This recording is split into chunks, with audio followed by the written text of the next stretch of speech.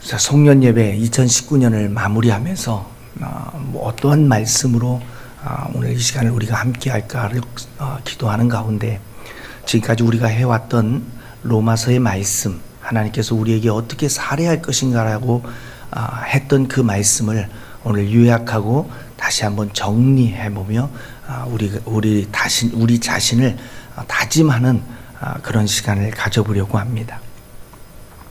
우리는 지금까지 로마서 12장 전체를 통해서 그리스도인으로서 어떻게 살해할지에 대해서 배워왔습니다. 그래서 오늘 12장 전체를 한번 정리해 보려고 합니다.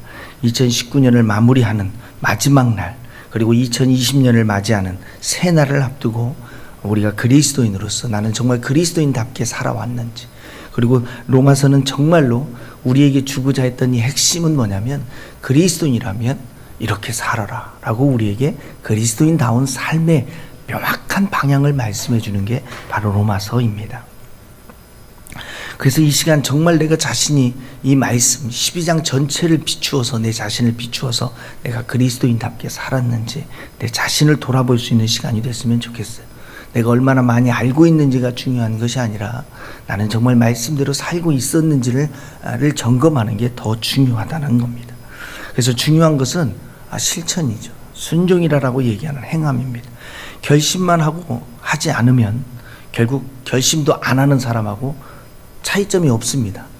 결심하지 않은 사람이나 결심하고 하지 않은 사람이나 결과는 둘 다 하지 않았다는 거죠. 깨달았으니까 결단한 것이 아닙니다. 행한 것이 아니에요. 결단했으니까 다 됐다라고 생각하면 안 됩니다. 그건 착각하는 거죠. 그러니까 결단하고 깨달았다면 중요한 것은 그렇게 사는 것이 중요하죠. 그래서 오늘 2019년을 보내는 이 마지막 이 시간에 우리의 자신을 다시 한번 돌아보면서 이제 결단할 뿐만 아니라 실천할 수 있는 우리 모두가 되게 해달라고 또 하나님 앞에 간절히 다 그렇게 기원한 하나님 앞에 도움을 요청하며 나아갈 수 있는 저와 여러분이 될 수 있길 주님의 이름으로 축원합니다. 로마서 1장부터 11장까지는 구원의 교리라고 얘기했습니다. 저도 1년 가까이에 걸쳐서 이것에 대해서 아주 잘 면밀하게 우리가 함께 같이 나눴습니다. 그리고 이제 12장부터는 구원받은 그리스도인으로서 어떻게 살아야 할 것인지에 대한 말씀이라고 그랬습니다. 자, 가장 중요한 것, 첫 번째로 구원받은 그리스도인에게 있어서의 가장 중요한 우선순위, 첫 번째로 무엇을 해야 하냐면 영적인 예배자가 되라 라고 말씀했습니다. 하나님께서 우리를 구원시킨 이유와 목적이 뭐냐면 예배자가 되게 하는 것이 목적이었습니다. 하나님을 예배하는 예배자가 되게 하는 것이 목적이었죠. 출애굽을 시켰던 이유도 분명하게 뭐라고 하냐면 출애굽의 이유와 목적은 뭐냐면 이 산에서 너희가 나를 예배한다. 이게 출애굽의 이유요 목적이요 결과였다라고 이야기합니다. 하나님이 우리를 찾으신 이유도 우리를 구원하신 이유도 우리가 예배자가 되게 함에 있습니다. 그러면 나는 정말 예배자가 되어야 한다라는 이 사실, 로마서 12장 1절을 통해서 우리는 이미 살펴보았습니다. 그러므로 형제들아 내가 하나님의 모든 자비하심으로 너희를 구원하노니 너희 몸을 하나님이 기뻐하시는 거룩한 산 제물로 드리라. 이는 너희가 드릴 영적 예배다. 그랬어요. 영적인 것은 신비적인 것이 아니라고 그랬습니다. 영적이다라는 그 단어는 합리적이고 이성적이고 논리적이고 합당한 것이다 라고 그랬습니다. 그래서 영적인 예배자가 된다는 것은 정말 합당한 예배자, 말씀적인 예배자가 된다라고 분명히 설명드렸던 것, 원어적 의미를 가지고 여러분에게 설명했던 것 잊지 마시기 바랍니다. 그래서 하나님은 이러한 예배자를 찾고 있다라고 말씀드렸습니다. 그래서 진정한 예배자가 되는 것은 어떠한 자가 진정한 예배자가 되는 거라고 했냐면 우리의 자신을 하나님 앞에 산 제물로 드리는 거다. 이게 합당한 자다라는 겁니다. 우리의 헌신과 우리의 희생으로부터 예배는 시작되는 겁니다. 우리가 예배 가운데서 무언가를 받으려고 하는 것이 아니라 예배는 드림으로부터 시작됩니다. 무엇을 드리느냐면 내 자신을 하나님 앞에 드리는 것에서부터 진정한 예배요 합당한 예배, 그리고 영적인 예배가 시작된다라고 했습니다. 자, 두 번째로 그리스도인이 되어졌다는 건 더 이상 이 세상을 본받으며 살아가지 않겠다라고 결단한 자들이 그리스도인입니다. 잘못된 그리스도인들은 세상을 흉내내려고 하거나 세상에서 성공하려고 하거나 세상에서 잘 되는 것이 목적이 돼서 살아가는 겁니다. 목표가 세상에 있습니다. 그러나 성경은 이 세대를 본받지 말라라고 분명히 말씀하고 있습니다. 그러니까 우리가 이 세상에서 잘 먹고 잘 살려고 하는 것이 우리가 신앙생활을 하는 이유와 목적이 되면 안 된다라는 겁니다. 우리는 세상으로부터 어떻게 보면 세상으로부터 버림받은 자입니다. 세상으로부터 버림받았다. 그게 고난이라는 거죠. 우리는 이 세상을 본받으려고 하는 자들이 아닙니다. 이 세상을 흉내내려고 하는 자들이 아니에요. 이 세상에서 성공하려고 하는 자들이 아니에요. 우리는 이 세상에서 나그네의 인생길을 사는데, 철로역정을 보면 무엇을 하고 있냐면, 그 존 버년이 쓴 철로역정에서 크리스찬이 이 세상을 살아가는 그 여정을 그렸는데, 그 여정이 뭐냐면 천국으로 한 단계 한 단계 걸어가는 순례의 길을 걸어가고 있었던 거예요. 그러니까 결국 우리가 이 세상을 살아가는 게 아니라, 우리는 이 세상에서 지금 이 세상에서 살아가는 이 길은 천국을 향하여 가고 있는 순례의 길이요, 나그네의 길이라는 겁니다. 근데 그 크리스찬이 왜 어려움을 당하고 왜 고난을 당하고 왜 자꾸 이렇게 문제가 생기고 유혹을 받냐면, 쉽고 편안한 길을 찾아가려고 할 때마다 엉뚱한 길을 가게 되는 거예요. 그러니까 우리가 가고자 하는 이 길은 천국을 향해서 가는 지금 여정의 길이기 때문에 이 세상의 축복을 받기 위해서 가는 길이 아니라 저 천국을 향하여 나아가고 있는 나그네의 길이라는 거예요. 그렇다면 이 세상을 본받는 길이 아니요, 말씀에 순종하는 삶을 살아야 한다는 거죠. 근데 말씀에 순종하는 삶을 살기 위해서는 어떻게 하냐면 마음이 새롭게 되어져야 돼요. 마음이 새롭게 되어야 돼요. 왜 마음이 새롭게 되어져야 하냐면, 하나님께서 우리 말씀을 깨닫게 하는 것, 그것이 바로 우리의 마음이기 때문에 그래요. 그래서 하나님의 말씀을 깨닫기 위해서 하나님의 뜻을 분별할 수 있는 것, 그것이 우리의 마음이다라고 그랬습니다. 그래서 우리의 마음이 새롭게 되어야만이 하나님의 뜻을 분별할 수 있고, 우리의 마음이 새롭게 되어져야만이 하나님의 말씀을 깨달을 수 있게 되는 겁니다. 그럼 어떻게 우리는 마음이 새롭게 될 수 있습니까? 마음을 끄집어다가 막 깨끗이 씻어가지고 다시 집어넣습니까? 아니, 성경은 우리에게 쉽게 설명해 줬어요. 그리스도 예수의 마음을 갖는 겁니다. 소유하는 겁니다. 그러니까 내 마음을 가져서 깨끗해지는 게 아니라 그리스도 예수의 마음을 가져야 한다라고 그랬습니다. 그래서 그 마음을 갖게 되어지면, 그 마음은 어떤 마음이에요? 종의 마음이에요. 낮아짐이에요. 그래서 내려놓음이다라고 얘기했습니다. 그 마음은 복종의 마음을 갖는 거다라고 그랬습니다. 그것은 결국 복종이라는 것은 뭘 얘기하냐면 하나님의 절대 주권을 인정한다라고 그랬습니다. 그러니까 순종과 복종의 차이점을 이야기하면서, 복종이라는 건 하나님의 절대 주권을 인정하는 거다라고 얘기했습니다. 그래서 궁극적으로 우리가 살아가는 삶은 하나님의 선하시고 기뻐하시고 온전한 뜻이 무엇인지를 분별해서 하나님을 어떻게 하면 내가 기쁘게 해드릴까라는 삶을 해서, 그러니까 하나님을 기쁘게 하면 하나님께서 우리의 모든 것들을, 우리의 소원을 이루어 주신다라고 얘기했잖아요.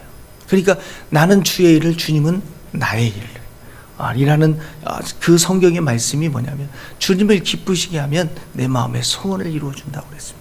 그래서 내 마음의 소원을 이루려 하기보다는 우리가 먼저 주님을 기쁘시게 해드리는 삶이 중요합니다. 셋째로, 그리스도인답게 살아가기 위해서는 지혜롭게 생각하며 살아가야 한다라고 말씀드렸습니다. 로마서 12장 3절에 내게 주신 은혜로 말미암아 너희 각 사람에게 말하노니 마땅히 생각할 그 이상의 생각을 품지 말고 오직 하나님께서 각 사람에게 나누어 주신 믿음의 분량대로 지혜롭게 생각해라 라고 말씀을 드렸습니다. 지혜롭게 생각한다는 건 어떠한 생각이냐면, 마땅히 생각할 그 이상의 생각을 품지 않는 겁니다. 그 이상의 생각을 품지 않는다는 것은 뭐냐면, 자기의 평가에서 정직해야 합니다. 내 자신을 알아야 돼요. 그러니까 자기 자신에 대해서 자기 자신을 인정할 수 있어야 돼요. 자기의 부족함을 인정할 수 있어야 하고, 자기 자신을 과대평가하면 안 돼요. 사람들은 어떻게 보면 항상 열등감에 빠져 살고 있잖아요. 전부 막 자기가, 세상 사람들 보면 막 전부 막 자기가 잘났다고 하면서 이게 살아가요. 우리 학교도 제가 학교 사역하면서 많이 경험해 봤지만, 지금은 이제 많이 나가셨는데, 어떤 분들은 심지어 막 와가지고 막 사진 찍어놓고 자기가 막 학교 세웠다고 자랑하고 다니시는 분들도 있고요. 또 어떤 분들은 막 와갖고 숟가락 올려놓고는 자기가 밥상 차렸다고 막 하고 다니는 분도 있고, 어떤 분들은 막 하면서 내가 다 학교를 세웠고 막 그랬다고 하는 사람들도 있고. 그래서 참 할 말이 없어가지고 제가 그냥 이만 줄입니다. 한 적이 많은데, 하나님이 세우시고 하나님이 하신 것을 마치 자기가 한 것이 그냥 막 이렇게 자랑하고. 그러니까 그래서 제가 좀 많이 깨달았어요. 저는 어떻게 하면 좀 더 저들을 좀 세워줄까 하고 앞으로 이렇게 내세우고 나는 안 세우려고 그랬는데, 막 자꾸 저를 고문관 만들려고 그래. 막 고문관 만들어서 뒤에 가만히 계시고 막 자기가 다 한다고. 저는 그게 아니에요. 그렇게 하면 안 된다는 거예요. 우리는 손가락이에요. 지금 얘기했잖아요. 손가락이에요. 나는 엄지일 수도 있고 새끼일 수도 있어요. 나는 5개 손가락이 다 아니라는 거예요. 그러니까 완전한 손은 이 5개의 손가락이 만나야 돼요. 자기 혼자만이 어떤 일을 할 수 없다라고 말씀드렸어요. 그러니까 나는 완전할 수 없고 나는 그 모든 걸 할 수 없어요. 나는 부족해요. 나는 아무것도 아니에요. 그러나 누군가와 있어야 돼요. 동역해야 돼요. 동역해야만이 우리는 무언가를 할 수 있어요. 성경책을 들어 올리려고 해도 엄지손가락 혼자로 아무리 해도 못 들어요. 아무리 따봉을 한다 하더라도 이게 안 된다고 그랬어요. 그래서 우리에게 동역이 필요한 거예요. 그래서 우리는 겸손해질 수밖에 없다라고 말씀드린 거예요. 자기 자신의 항상 부족함을 인정해야 돼요. 나는 부족합니다 라고 인정을 해야 돼요. 저도 너무 부족해. 내가 볼 때는 저는 이제 담임 목사를 그만하고 싶어요. 왜냐하면 자질이 안 돼. 내가 봐도 이게 담임 목사로서의 자질이 안 돼. 그런 분을 목사님으로 모셔놓고 여러분 그렇게 하시려고 하니까 얼마나 해요. 그러니까 제가 항상 얘기해요. 여러분은 정말 대단하신 분인 것 같아요. 이스라엘 백성이 출애굽에 실패했던 이유 중에 하나도 저는 그래요. 그러나 나중에 출애굽에 성공하게 되어진 이유는 생판 리더십에 아무것도 모르는, 내일 얘기하려고 하는 얘기지만, 여호수아와 함께 여호수아의 리더십을 인정하면서 출애굽에는 성공할 수 있었어요. 그러나 그 위대한 모세를 모시고는 출애굽에서는 실패했어요. 이 이유가 무엇 때문이었을까? 내일 오시면 얘기할게요. 마땅히 생각해야 할 그 생각을 품지 않는다라는 것은 결국 하나님의 절대 주권을 인정해야 한다는 거예요. 모든 건 하나님이 하신 거예요. 내가 잘나서도 아니요, 내가 부족하기 때문에 하나님 못 하시는 것도 아니고, 내가 잘나기 때문에 하나님은 더 잘하실 수 있는 것도 아니에요. 하나님이 하시려고 하면 내가 부족하든 잘났든 그 상관없어요. 그냥 하나님이 하시는 거예요.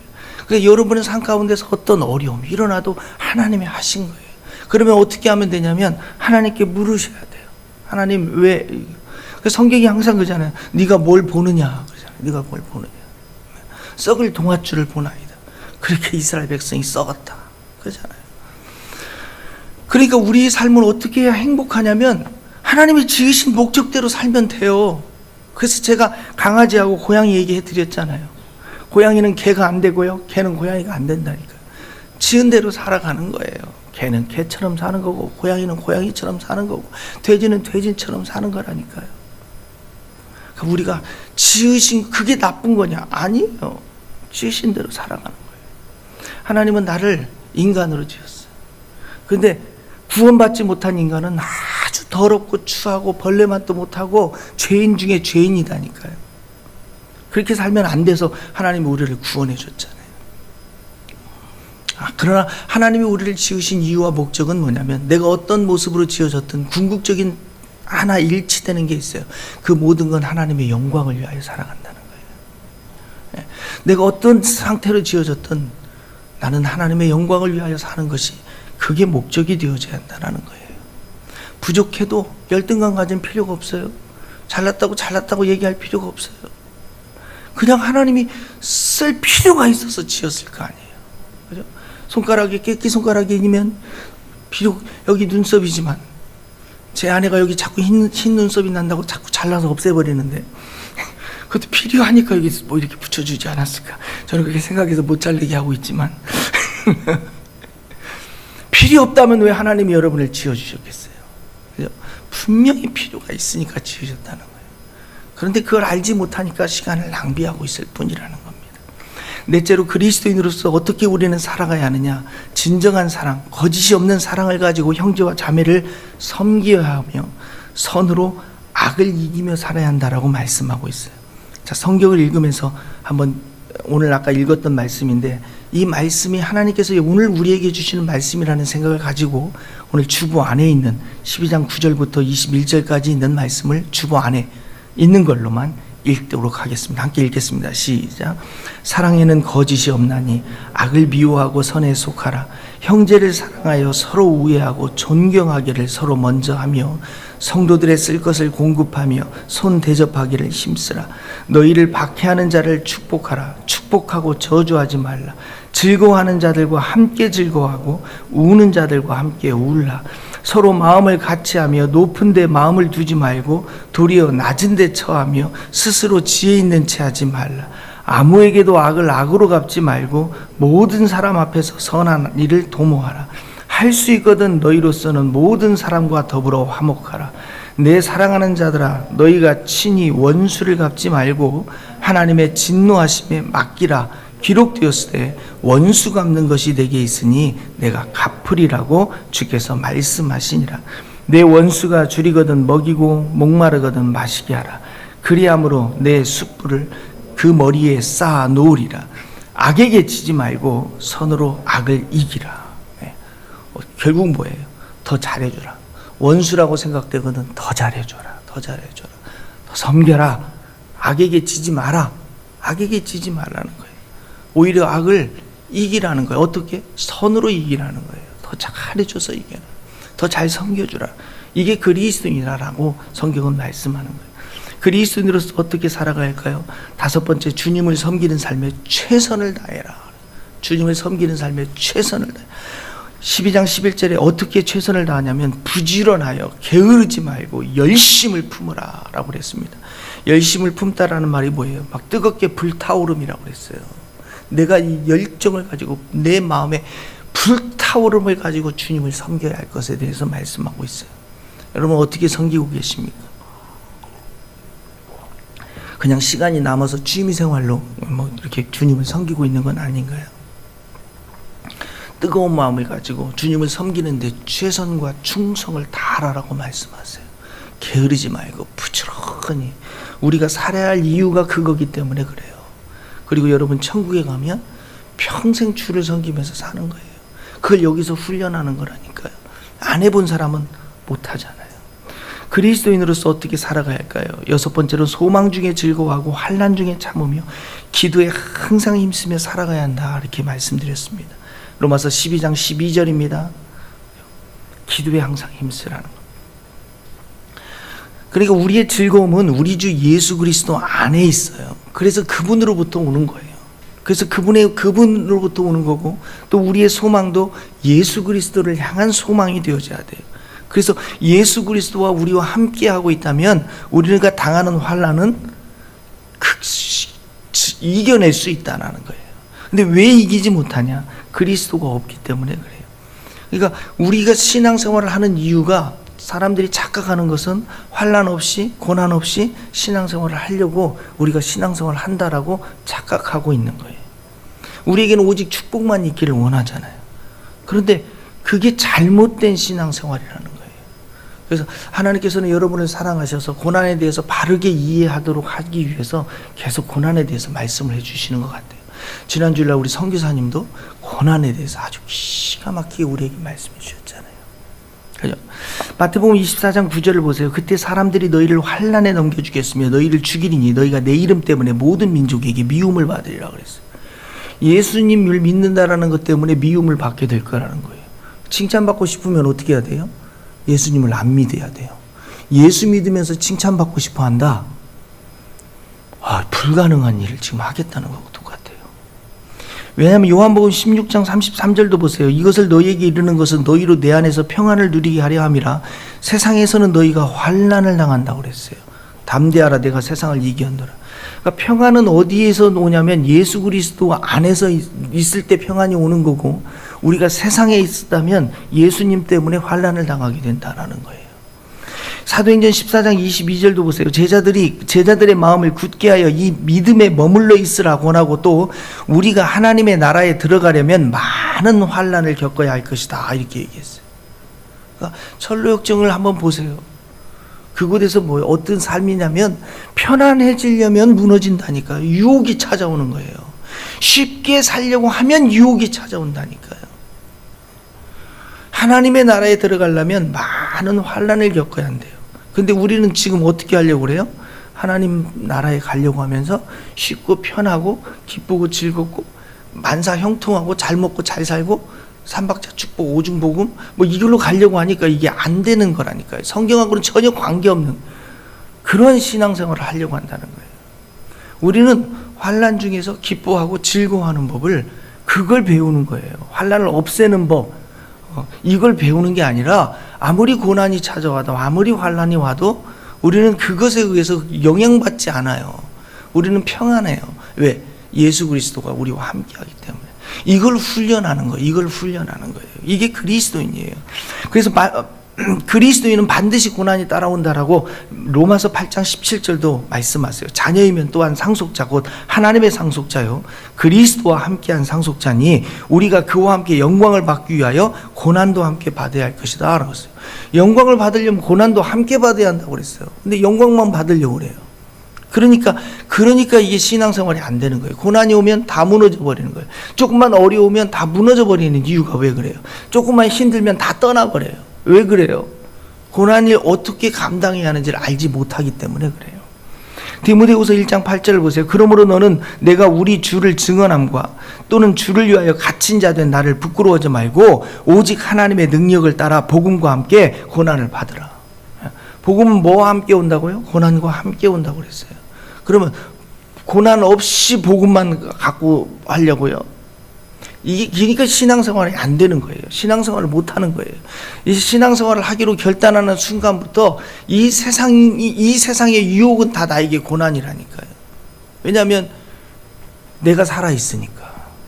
그러니까 그러면 이 유혹이 고난이 되지 않게 하려면 어떻게 하냐면 되냐면 내가 죽으면 돼요. 그러니까 내가 살았나 죽었나는 굉장히 간단해요. 판단하고 있으면 살아 있는 거예요. 아무 생각이 없으면 죽어 있는 거예요. 이해가 되셨어요? 왜냐하면 무덤에 가보세요. 말을 하나. 말이 많으면 아직 살아있는 거고, 죽었니 살았니 물어봤을 때 아직 말이 많으면 누구에 대해서 막 이렇고 저건 저렇고 요건 요렇고 하고 판단하고 있으면 살아있는 거예요. 근데 나도 부족한데요. 그러면 이제 죽어가고 있는 거예요. 아예 죽은 사람은 말이 없어요. 죽었는데. 그렇죠? 옆 사람 한번 푹 찔러보세요. 죽었나 살았나. 깨갱거리면 살아있는 거고, 죽었으면 조용한 겁니다. 데살로니가 후서 1장 5절도 이렇게 말씀합니다. 이는 하나님의 공의로운 심판의 표요 너희로 하여금 하나님의 나라에 합당한 자로 여김을 받게 하려 함이니 그 나라를 위하여 너희가 또한 고난을 받으리라. 그 나라를 위하여 우리는 고난을 받기로 결단한 자예요. 이게 그리스도인이에요. 이게 그리스도. 그래서 그리스도인은 환난을 없애는 법, 환난을 받지 않는 법, 환난 없이 살아가는 법, 이거를 배우는 게 아니라니까요. 우리는 환난 중에서도 기뻐하는 법, 환난 중에서 즐거워하는 법, 이걸 환난 안에서도 평안을 누리는 법, 이걸 배우는 거예요. 환난과 함께 살아가면서. 그 방법은 뭐냐면 오직 우리 주 예수 그리스도 안에 있으면 돼요. 주님이 우리에게 기쁨이기 때문에 그래요. 주님이 우리에게 소망이기 때문에 그래요. 그러니까 주님을 놓치면 우리는 다 놓친 거예요. 주님이 있으면 우리는 다 얻은 거예요. 그러니까 인생을 무엇 때문에, 무엇을 위하여 우리가 살아야 하는지에 대해서 알지 못하니까 헤매는 거예요. 목표를 잃어버리면 헤매잖아요. 고난을 없애기 위해서 신앙생활을 하니까 목표를 잃어버린 거예요. 그래서 신앙생활을 헤매는 거예요. 우리는 고난을 없애려고 신앙생활을 하는 게 아니라니까요. 주님은 디모데후서 2장 3절에 이렇게 말씀했어요. 너는 그리스도 예수의 좋은 병사로 나와 함께 고난을 받아라. 정말 좋은 군사가 되고 싶으면 고난을 받아야 한다라고 말씀하고 있어요. 힘이 드십니까? 어려우십니까? 이것은 지극히 당연한 거예요. 그때 여러분 누구를 힘들고 어려울 때 누구를 찾아다니세요? 사람 찾아다니지 말라는 거예요. 이 사람 저 사람 만나고 다녀봐야 해결될 수 있는 게 아니라니까요. 인간을 의지하지 말라라는 거예요. 인간은 우리에게 기쁨과 소망과 즐거움을 주지 않습니다. 인간은 우리의 어려움을 이길 수 있도록 해주진 않아요. 그때는 뭐 조금 했을지 모르지만 절대 그렇지 않습니다. 왜 하나님께서 이 사람으로 하여금 실망을 주게 하고, 왜 저 사람으로 하여금 어려움을 주게 하고, 왜 자꾸 세상을 살아가면서 그런 실망을 우리에게 주는 줄 아세요? 사람 의지하지 말라고. 사람은 너에게 실망을 준다는 거예요. 세상은 실망을 준. 세상을 자꾸 세상의 미련을 버리도록 그렇게 하는 거죠. 그래서 힘들 때마다 기도의 자리로 나와서 오직 주님을 붙들고 주님께 기도하셔야 돼요. 성경의 모든 인물은 고난과 함께 삶을 살았음을 기억하셔야 돼요.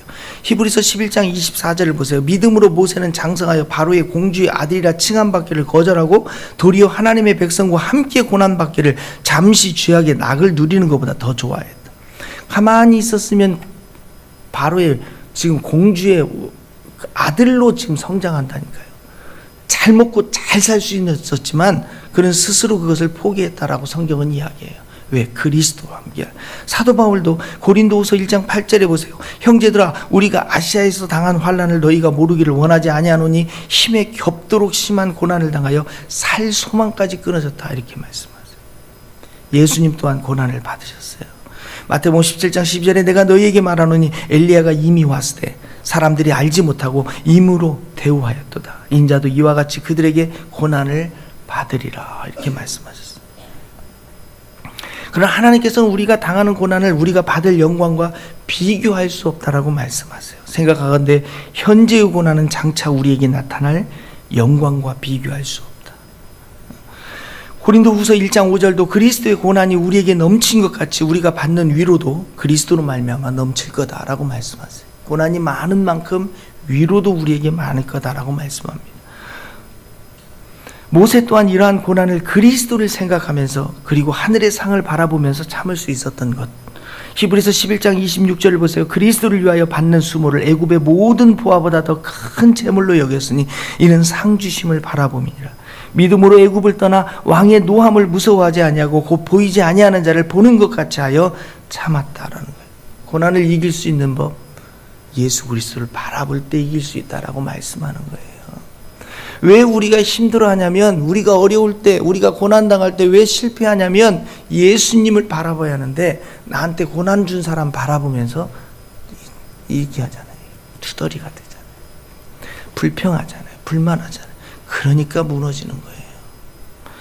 고난이 다가왔을 때 우리 주 예수 그리스도를 바라보실 수 있어야 돼요. 나를 위하여 십자가에 죽으신 우리 주 예수 그리스도를 바라볼 수 있어야 돼요. 예수 그리스도께서 내 죄 때문에 고난을 당하셨던 그 고난을 우리가 바라볼 수 있어야 돼요. 그래야 예수 그리스도의 고난을 이해할 수 있고, 그리고 그 고난에 동참할 수 있으며 복음의 참된 의미가 무엇인지를 깨달을 수가 있어요. 왜 오늘날 그리스도인들이 그리스도인다워지지 못하냐면 고난을 피해 다니기 때문에 그래요. 그 고난을 말씀으로 이기려 하기보다는, 그 고난 앞에서 내가 기도로 일어서려 하기보다는 우리는 고난 앞에서 불평하고 원망하기 때문에 그래요. 우리가 고난을 기뻐해야 할 이유에 대해서 성경은 분명히 말씀하세요. 그것을 통해서 우리는 영광을 볼 수 있기 때문에 그렇다라고 말씀합니다. 그건 다른 말로 한다면 고난을 보지 않으면 영광을 볼 수 없다라는 거예요. 고난을 피해 다니면 영광을 보지 못한다라는 겁니다. 고난을 두려워할 필요가 없어요. 고난은 진정한 나로 하여금 우리 주 예수 그리스도의 소망을 갖게 하고, 고난을 통해서 나로 하여금 우리 주 예수 그리스도와 께로 가까이 나아갈 수 있도록 할 뿐만 아니라 고난을 통해서 나는 예수 그리스도를 더 알 수 있는 기회가 되기 때문에 그래요. 그러니까 고난을 당해보지 못한 사람들은 신앙의 성숙함이 없어요. 그래서 늘 얘기해요. 또 고난 속에서도 늘 투덜이가 되어져 있었던 사람들은 늘 어린아이의 신앙 상태에 머물러 있을 수밖에 없는 거예요. 그러니까 제가 이미 목표를 하면서 깨달았던 것이 뭐냐면 두 부류의 사람이 나타나요. 두 부류의 사람이 나타나는데, 어려움을 하도 많이 겪다 보니까 어려움을 악에 바쳐서 악한 사람이 돼 있어요. 모든 게 그냥 불평이고 불만이고 짜증이고 스트레스고 이런 악한 사람이 됐어요. 왜? 모든 게 너무 막 힘들게 하니까. 그런데 또 한 부류의 사람은 하는 고난 속에서 그 고난 가운데서 그냥 이 뭐라고 할까, 이게 고난을 뛰어넘어서 그러는지 그냥 굉장히 여유 있는 사람이 되어 있어요. 평안해요. 그냥 고난을 초월해 버린 거예요. 나는 고난 앞에서 어떤 사람인가? 나는 고난을 뛰어넘어서 그런 여유로운 사람인가? 그걸 뭐 바로 이루어지면 얼마나 좋겠습니까? 한 방에 되지는 절대 한 방에 되지는 않습니다. 시간이 우리에게 필요한 거죠. 그러나 중요한 것은 알고 있는 것과 모르고 있는 것과의 차이점이에요. 오늘 우리가 이렇게 이 얘기를 한다는 것은 뭐냐면, 결국 이 고난을 앞으로 우리에게 다가올 고난, 언제까지 다가오냐면 여러분이 이 세상의 육체를 벗어버릴 그 순간까지 고난은 결코 여러분을 떠나가지 않습니다. 더 큰 고난이 찾아올 수 있어요. 강도가 더 세질 거예요. 왜? 더 강력한 그리스도인을 만들어야 하기 때문에. 왜냐하면 가벼운 건 이제 통과했잖아요. 가벼운 거 찾아오면 우습지도 않아. 너무 쉽게 넘길 수가 있어. 그래서 이제 가벼운 것이 아니라 좀 더 센 거, 좀 더 센 거로 점점 갈 거예요. 그러니까 그 고난이 올 때마다 여러분은 외칠 수 있어야 돼요. 기뻐하고 즐거워할 수 있어야 돼요. 우리가 기뻐해야 할 이유는 바로 고난 넘어 영광을 볼 수 있기 때문에 그렇습니다. 이제 2019년 한 해를 마무리하면서 내게 고난이 가득한 한 해였다고 생각한다면 고난이 문제가 아니라 고난을 즐거워하지 못한 것 때문에, 2019년 한 해를 마무리하면서 내 삶 가운데서 고난이 많았다라고 생각한다면 그 고난이 문제가 아니라 그 고난 속에서 우리 주 예수 그리스도를 바라보지 못한 게 문제였던 거예요. 그 뒤에 올 영광을 바라볼 수 있어야 돼요. 2019년 한 해를 보내면서 힘이 들 때마다 사람을 찾아다니며 위로받으려 했다면 이제는 그것을 반성하시고 새해 때는 오직 예수 그리스도만 바라보고 오직 그분에게만 소망을 두고, 그리고 기도하며 고난을 참고 인내하여 상을 주시는 하나님을 바라볼 수 있는 자가 되겠노라라고 주님 앞에 결단하실 수 있기를 바랍니다. 그리고 새해에는 좋은 것, 편안한 것, 칭찬받는 것, 이런 것만 추구하려 살려 하기보다는 그리스도와 함께 기꺼이 고난받는 것, 이것을 즐거워할 수 있도록 하겠습니다. 어떤 고난이 찾아와도, 어떤 환난이 찾아와도 이제는 더 이상 두려워하지 않고 기쁨으로 참으며 소망 가운데 즐거워할 수 있는 자가 되겠노라라고 주님 앞에 이 시간에 결단하며 기도하며 나아가겠습니다. 함께 기도하겠습니다.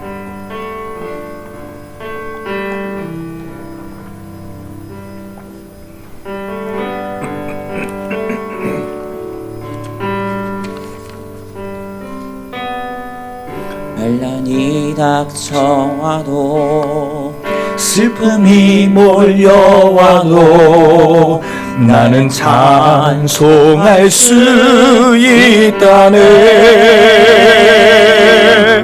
그것은 주님의 사랑, 그것은 주님의 능력, 내 맘속에 늘 함께 가득하네.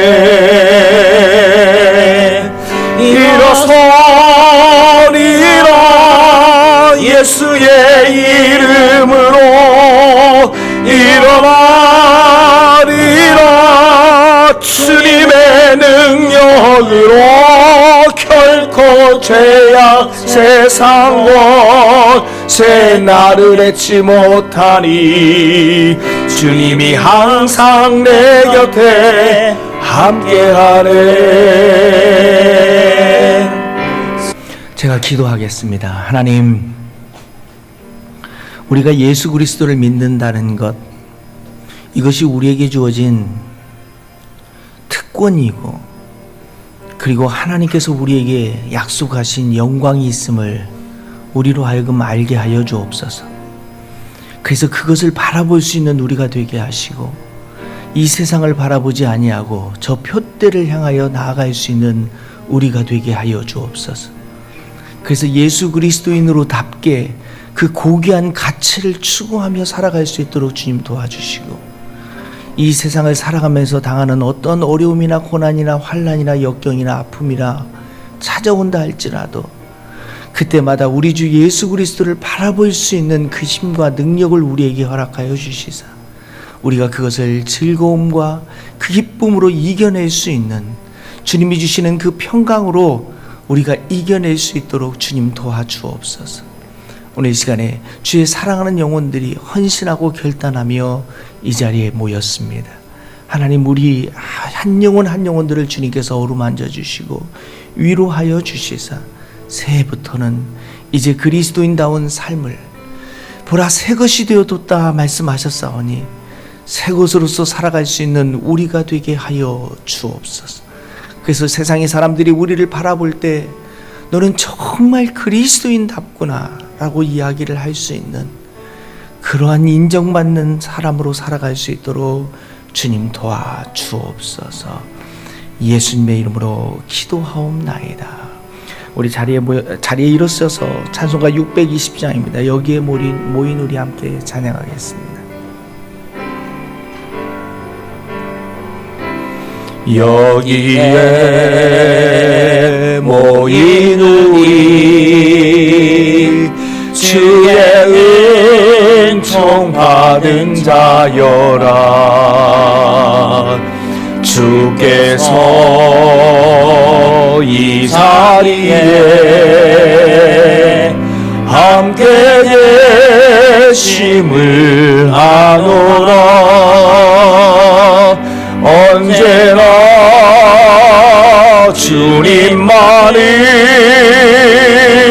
찬양하며 따라가리니 시험을 당할 때도 함께 계심을 믿노라. 이 믿음 세라. 주가 지켜주신다. 어두운 밤에도 주의 밝은 빛 인도하여 주신다. 주님이 뜻하시니 헤아리기 어렵더라도 언제나 주 뜻 아래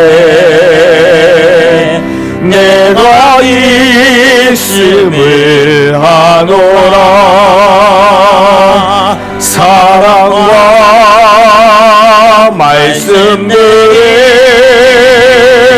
나를 더욱 새롭게 하리. 때로는 넘어져도 새 승리를 믿노라. 이 믿음 더욱 굳세라. 주가 지켜주신다.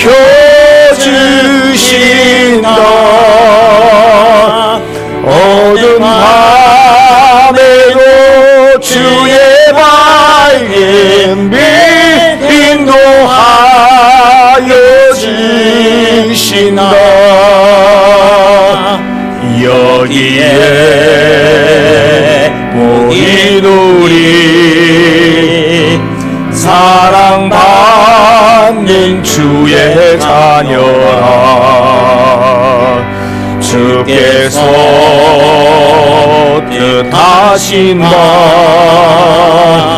우리의 통에 펼치신다. 고통과 슬픔 중에 더욱 주님 의지하오니 어려움 이겨내고 주님 더욱 찬양하리.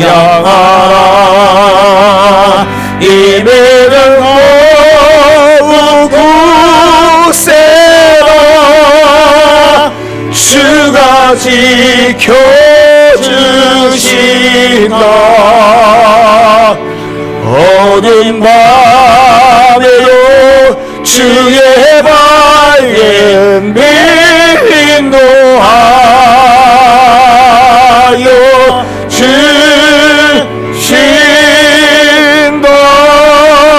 주신다. 기도합니다. 지금은 우리 주 예수 그리스도의 은혜와 아버지 하나님의 크신 사랑하심과 성령님의 교통 충만케 하심이 이제는 2020년 우리에게 주신 이 새 한 해 동안 정말 그리스도인답게 살겠노라라고 결단한 주의 사랑하는 영혼들 위해 지금부터 영원까지 함께 하옵기를 축원하옵나이다. 아멘.